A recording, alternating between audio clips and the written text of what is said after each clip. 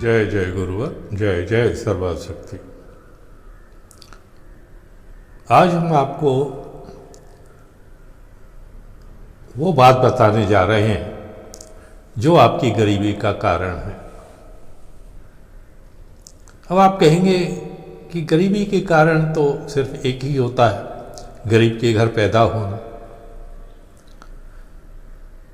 मगर आपने ऐसे लोग नहीं देखे जो पैदा तो गरीबी में होते हैं, गरीबों के घर होते हैं, मगर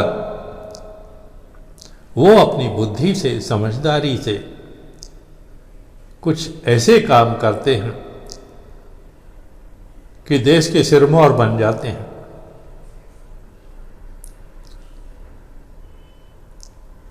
एक नाम हम आपको बताते हैं, लाल बहादुर शास्त्री। कोई बहुत ज्यादा धनवान घर में नहीं हुए और आपको ताज्जुब होगा कि जो व्यक्ति सालों साल मंत्री रहा था और बाद में प्रधानमंत्री भी बना, उस आदमी के घर पर एक कार नहीं थी, मगर वो ऐसा कुछ कर गया कि आज हम सम्मान के साथ उसका नाम लेते हैं। ये एक अकेला उदाहरण नहीं है, ऐसे अगर आप ढूंढने को जाएंगे तो हजारों उदाहरण मिलेंगे। ऐसे लोग जिनके पास कुछ नहीं था आज बड़े पूंजीपति बने हुए हैं। आपने कभी सहारा ग्रुप का नाम सुना होगा। एक छोटे से कमरे में उनकी शुरुआत हुई थी। उनके पास में सिर्फ एक मेज और 2-4 कुर्सियां थीं। ये उनकी प्रॉपर्टी हुआ करती थी और अपने मेहनत से, सहयोग से और दृढ़ विश्वास से वो ऐसी स्थिति में पहुंच गए जब वो हवाई जहाज की कंपनी उन्होंने बनाई और हवाई जहाज खरीदे। आप सोचिए,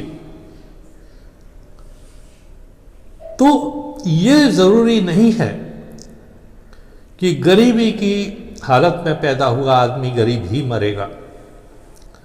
ये आपकी समझ के ऊपर है।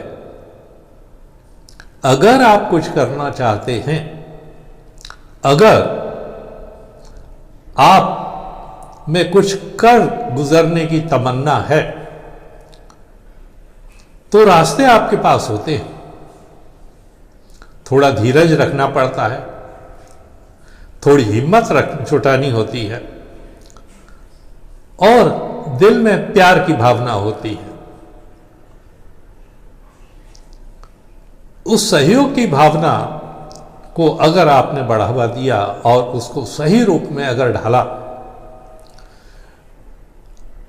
तो आप उस लाइन में, उस श्रेणी में पहुंच जाएंगे जहां टाटा बिरला बैठे हुए हैं। हाँ, मानते हैं कि ये सब तो धनवान व्यक्ति रहे हैं, धनिक रहे हैं, मगर शायद आपको पता नहीं होगा कि जो पूर्व के बिरला थे, उनकी स्थिति भी, आर्थिक स्थिति एक समय बहुत कमजोर हो गई थी, बहुत कमजोर हो गई थी। मगर हिम्मत से काम जो आदमी लेता है और धीरज रखता है,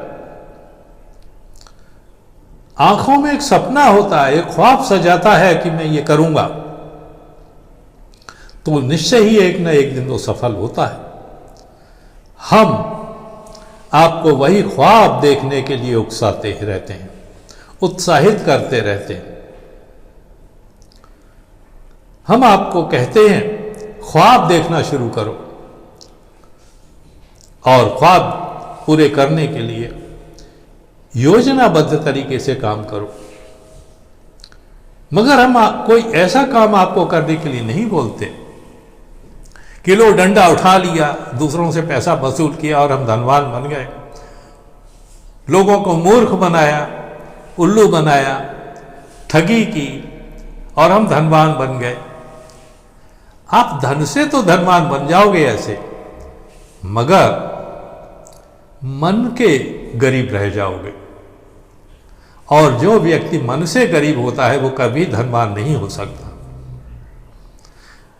पहले मन से धनवान बनना सीखिए। मन से अगर धनवान है, अर्थात मन से कैसे धनवान बना जा सकता, मन से हम ऐसे धनवान बन सकते हैं, दूसरों के प्रति आदर हो, प्यार हो और दिल में ये बात हो कि जैसे हम सुखी रहना चाहते हैं सब ही सुखी रहने की तमन्ना करते हैं। और इस स्थिति में अगर आप आ गए तो समझ लीजिए कि आधे धनवान तो आप हो गए, क्योंकि लोग आपके साथ होंगे, लोग आपसे जुड़ेंगे। नफरत करने वाले आदमी के पास में आदमी लालच से तो जा सकता है मगर मन से नहीं जुड़ता वो। और जो प्यार करता है वो चाहे धनवान हो या गरीब हो, कैसा भी हो, लोग उससे जुड़ते हैं। आज बड़े बड़े लोग हैं, उनमें से कुछ ऐसे भी हैं जो निस्वार्थ भाव से समाज सेवा कर रहे हैं। उनके पास कुछ नहीं था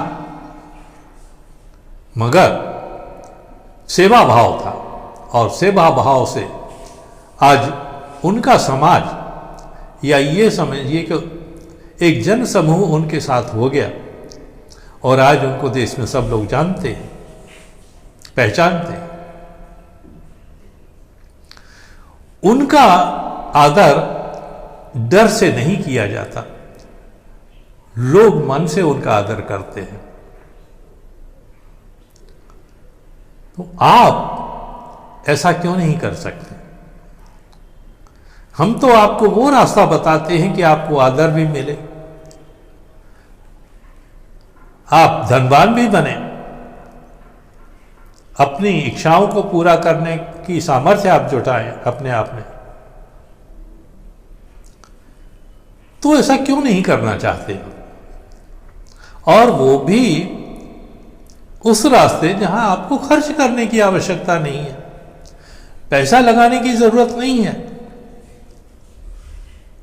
यूं तो देखिए, जब आप अपना काम शुरू करेंगे तो अगर 1000 नहीं तो 100 रुपए तो लगा सकते हो।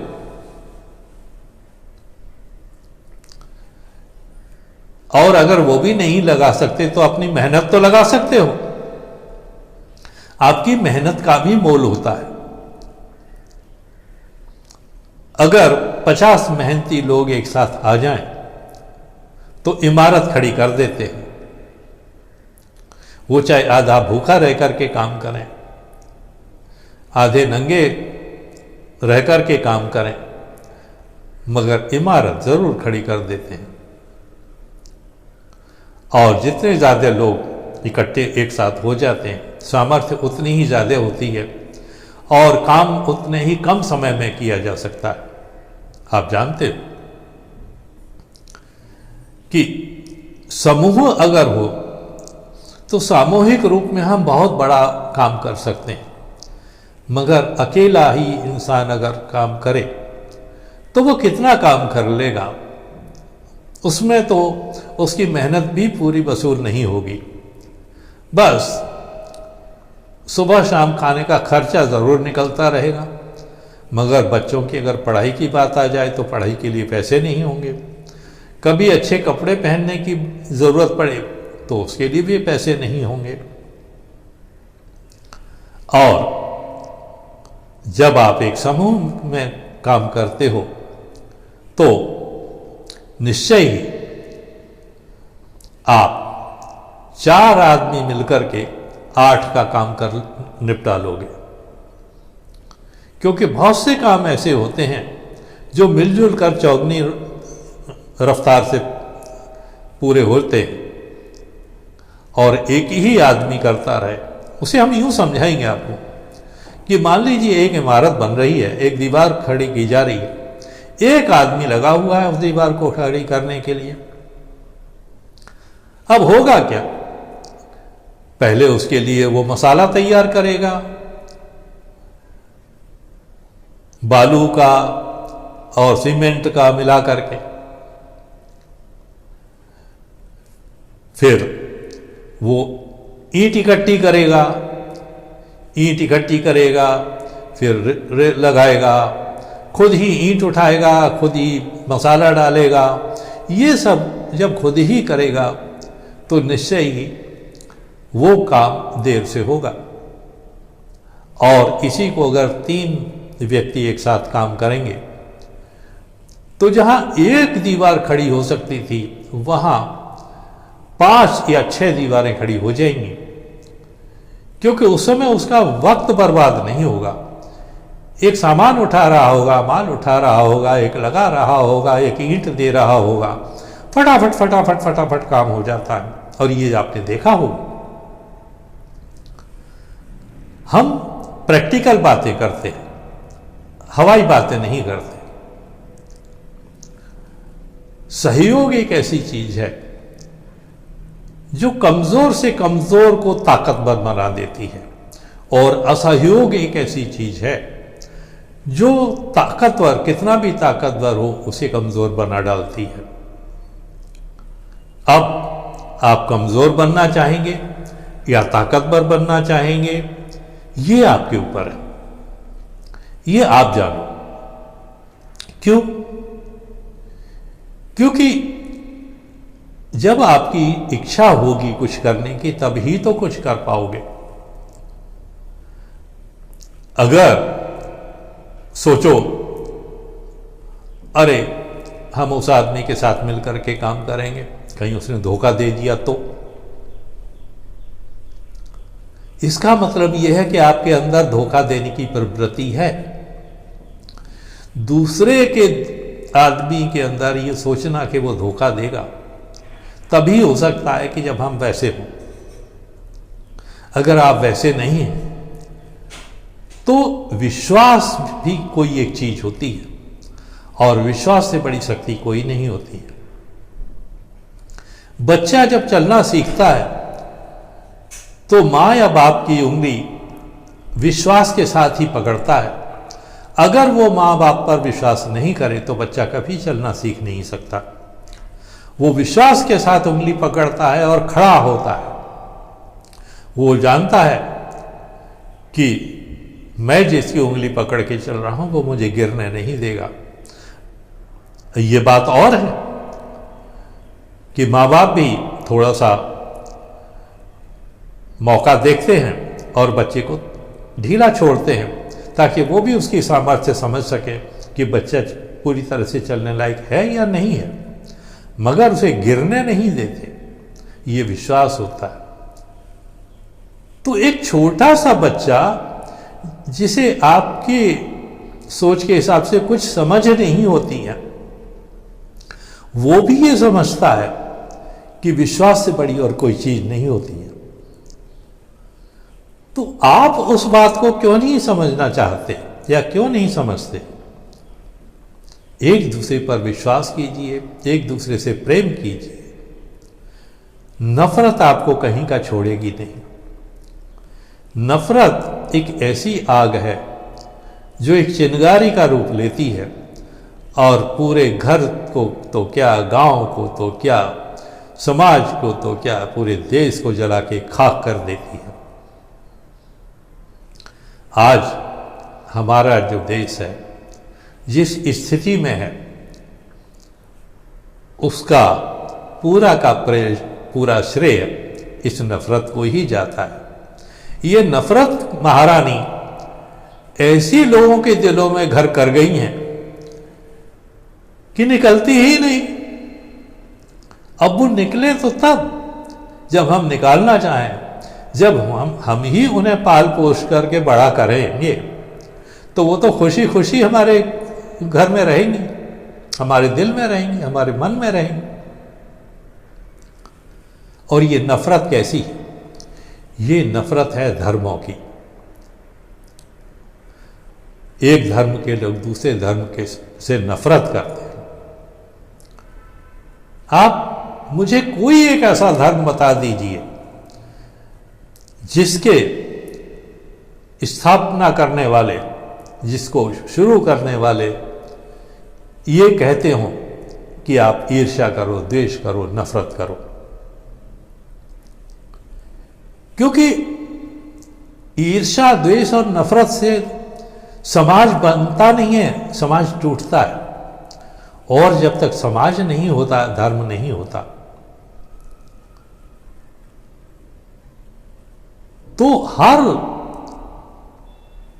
संस्थापक, धर्म का संस्थापक यही कहता रहा है, चाहे वो कोई भी धर्म हो, वो प्यार की बात ही समझाते रहे हैं। नफरत की बात किसी ने नहीं समझाई। धर्म का अर्थ होता है कर्म, सत्कर्म करना, अच्छे कर्म करना। और अच्छे कर्म आप तभी करोगे जब आपके हृदय में प्रेम होगा। अगर नफरत होगी तो आप ऐसे काम करोगे जिससे दूसरों को नुकसान हो। तो ये सत्कर्म कहां हो गया? ये धर्म कहां रह गया? इस नफरत को अपने दिल से निकालिए, चाहे वो धर्म के नाम पर हो, चाहे वो रंग के नाम पर हो, काला, गोरा, नीला, पीला, चाहे वो जाति के नाम पर हो, चाहे वो वर्ण के नाम पर हो, किसी भी प्रकार की ये जो नफरत है उसे आप निकालिए। क्योंकि जब तक ये नफरत भारत देश से नहीं विदा होती, आप उसे भगाते नहीं, तब तक ये भारत देश अमीर होते हुए भी गरीबों का ही देश बना रहेगा। हाँ, कुछ गिने चुने बुद्धिमान समझदार लोग अपने समझ बूझ से पूंजीपति बन चुके हैं, कुछ और भी बन सकते हैं, और वो गरीबों का शोषण करते रहेंगे और गरीब चिल्लाते रहेंगे, हाय हमारी गरीबी कब दूर होगी, कौन आएगा गरीबी दूर करने वाला। आपकी गरीबी आप खुद ही दूर कर सकते हो। हम जैसे व्यक्ति आपको समझा सकते हैं, तरीके बता सकते हैं, मगर कर्म तो आपको ही करना पड़ेगा, मेहनत तो आपको ही करना पड़ेगा, हिम्मत तो आपको ही जुटानी पड़ेगी, प्रेम तो आपको ही समझना होगा। अगर आप प्रेम नहीं समझे तो कुछ नहीं समझेंगे, क्योंकि जहां प्रेम नहीं होगा सहयोग नहीं होगा, और जहां सहयोग नहीं होगा वहां सामर्थ्य नहीं बनती। ये याद रखिए। और इसके लिए हम आपको बार बार कहते हैं, आप हमारे चैनल से जुड़े रहिए, वीडियो देखते रहिए, सभी परिचितों में शेयर करते रहिए और लाइक भी करते रहिए। कमेंट सेक्शन में अपने विचार बताते रहिए कि आप क्या सोचते हैं हमारी बातों के बारे में, हम जो बताते हैं उसके बारे में।